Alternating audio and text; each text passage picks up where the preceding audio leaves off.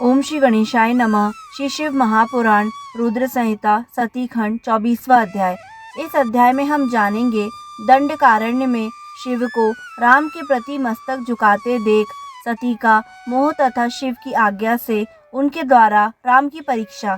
नारद जी बोले, हे ब्रह्मन, हे विधे, हे प्रजानाथ, हे महाप्राज्ञ, हे कृपाकर, आपने भगवान शंकर तथा देवी सती के मंगलकारी यश का श्रवण कराया है।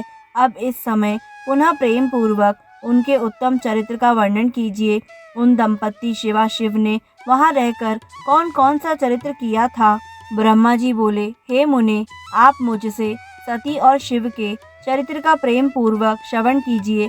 वे दोनों दंपति वहां लौकिक गति का आश्रय ले नित्य निरंतर क्रीड़ा करते थे। हे मुने, तदंतर महादेवी सती को अपने पति शंकर का वियोग प्राप्त हुआ, ऐसा कुछ श्रेष्ठ बुद्धि वाले विद्वानों का कथन है। परंतु हे मुने, वास्तव में उन दोनों शक्ति और शक्तिमान का परस्पर वियोग कैसे हो सकता है, क्योंकि चिन्मय वे दोनों वाणी और अर्थ के समान एक दूसरे से सदा मिले जुले हैं। फिर भी सर्वसमर्थ सती एवं शिव लीला प्रिय होने के कारण लोक व्यवहार का अनुसरण करते हुए जो कुछ भी करते हैं वह सब समीचीन ही है। दक्ष कन्या सती ने जब देखा कि मेरे पति ने मुझे त्याग दिया है, तब वे अपने पिता दक्ष के यज्ञ में गईं और वहां भगवान शंकर का अनादर देखकर उन्होंने अपना शरीर त्याग दिया। वे ही सती पुनः हिमालय के घर पार्वती के नाम से प्रकट हुई और कठोर तपस्या करके उन्होंने विवाह के द्वारा पुनः भगवान शिव को प्राप्त कर लिया। सूत जी बोले, हे महर्षियों, ब्रह्मा जी की इस बात को सुनकर नारद जी ब्रह्मा जी से शिवा और शिव के महान यश के विषय में इस प्रकार पूछने लगे। नारद जी बोले, हे विष्णु शिष्य, हे महाभाग, हे विधे, आप मुझे शिवा शिव के लोक आचार से संबंध रखने वाले उनके चरित्र को विस्तार पूर्वक बताइए। हे तात, भगवान शंकर जी ने प्राणों से भी प्यारी अपनी धर्मपत्नी सती का किस लिए त्याग किया, यह घटना बड़ी विचित्र जान पड़ती है, अतः इसे आप अवश्य कहिए। आपके पुत्र दक्ष प्रजापति ने यज्ञ में भगवान शंकर का अनादर क्यों किया और वहां अपने पिता के यज्ञ में जाकर सती ने अपने शरीर का त्याग क्यों किया, पुनः उसके बाद क्या हुआ, महेश्वर ने क्या किया, ये सब बातें मुझसे कहिए। मैं इस वृत्तांत को श्रद्धा युक्त होकर सुनना चाहता हूँ। ब्रह्मा जी बोले, मेरे पुत्रों में श्रेष्ठ, हे महाप्राज्ञ, हे तात, हे नारद, आप महर्षियों के साथ बड़े प्रेम से भगवान चंद्रमौली का चरित्र सुनिए। श्री विष्णु आदि देवताओं से सेवित परम ब्रह्म परमेश्वर को नमस्कार करके मैं उनके महान अद्भुत चरित्र का वर्णन करता हूँ। हे मुने, यह सब शिव की लीला है। वे प्रभु अनेक प्रकार की लीला करने वाले स्वतंत्र और निर्विकार हैं। देवी सती भी वैसी ही हैं। हे मुने, अन्यथा वैसा कर्म करने में कौन समर्थ हो सकता है। परमेश्वर शिव ही परम ब्रह्म परमात्मा है, जिनका भजन सदा श्रीपति विष्णु, मैं ब्रह्मा, समस्त देवगण, महात्मा, मुनि, सिद्ध तथा सनकादि सदैव करते रहते हैं।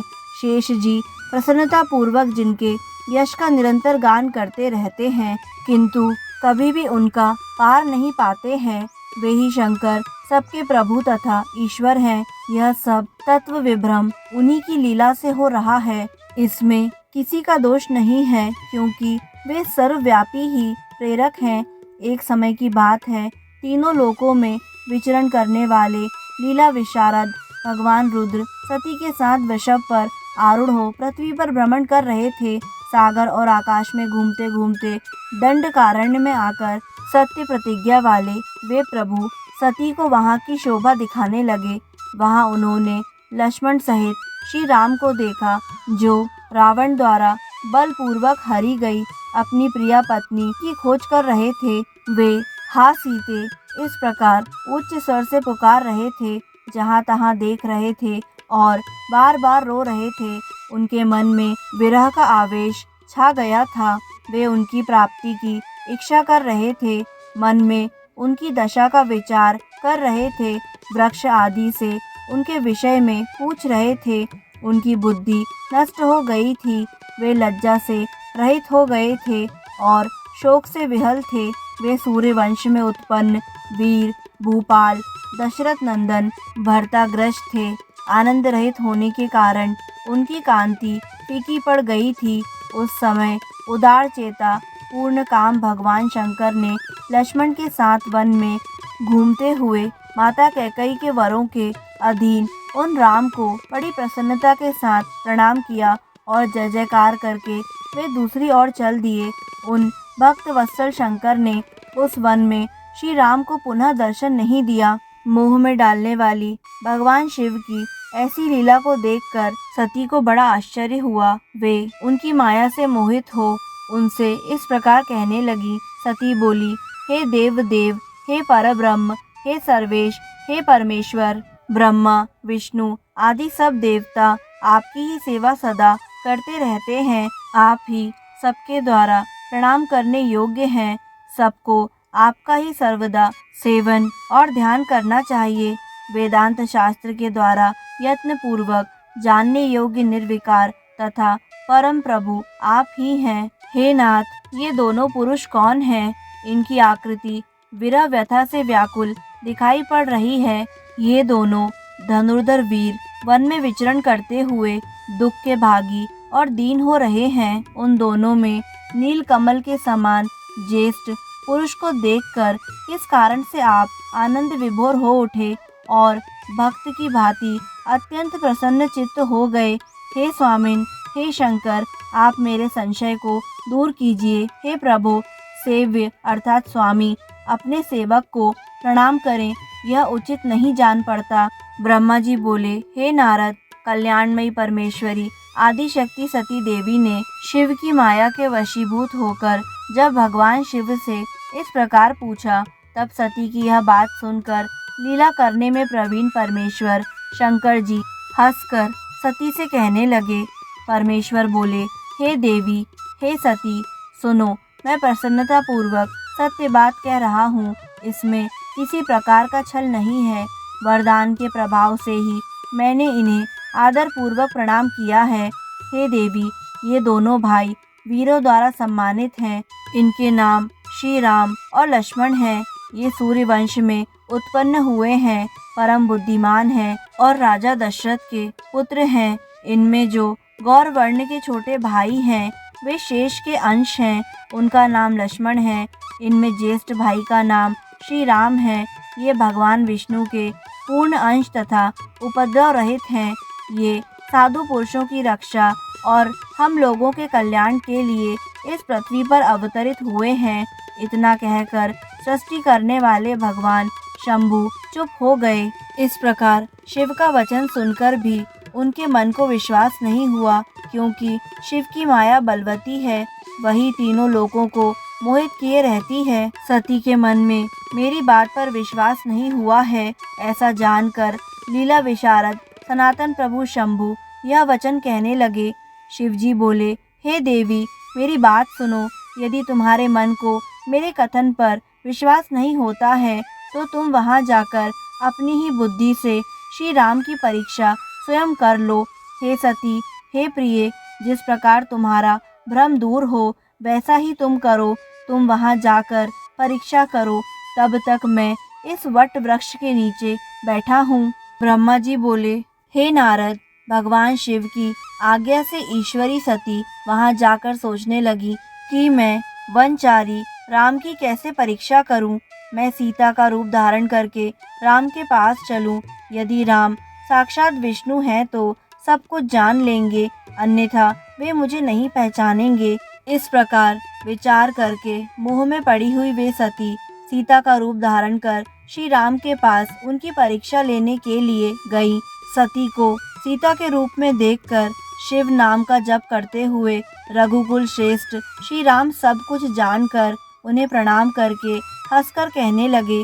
श्री राम बोले, हे सती, आपको नमस्कार है। आप प्रेम पूर्वक बताइए कि शिवजी कहाँ गए हैं।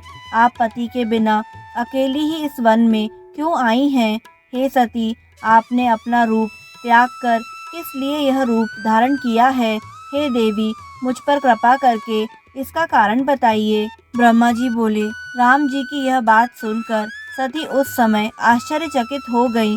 वे शिव जी की कही हुई बात का स्मरण करके और उसे सत्य समझकर बहुत लज्जित हुई। श्री राम को साक्षात विष्णु जानकर अपना रूप धारण करके मन ही मन शिव के चरणों का चिंतन कर प्रसन्न चित्त हुई।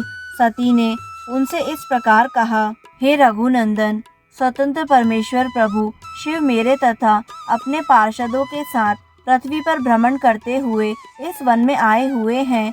यहाँ उन्होंने सीता की खोज में लगे हुए उनके विरह से युक्त और दुखी चित्त वाले आपको लक्ष्मण सहित देखा।